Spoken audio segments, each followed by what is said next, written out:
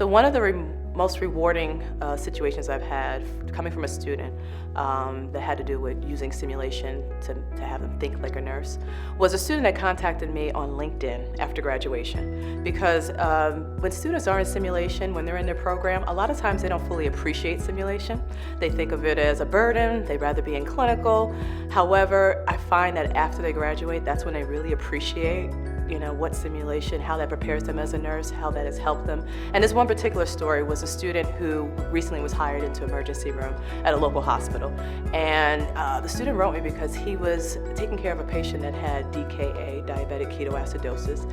And he said his preceptor was so impressed with the care he provided and said, "I've had a lot of preceptees, and you seem to have handled that case very well for being a new nurse. Can you tell me, what kind of background did you have in DKA? Because you seem to know, what to do with the patient, how to assess the patient treatment." And the student said, "Because I had a DKA scenario simulation." And that story really brought it home that yes, simulation is helpful critical thinking. It does help the students. And even if they don't realize it at the time, it's stories like that I get. That's just one of many that I've gotten where students truly can realize that simulation plays a big impact in them being a nurse. And it is very useful and helpful.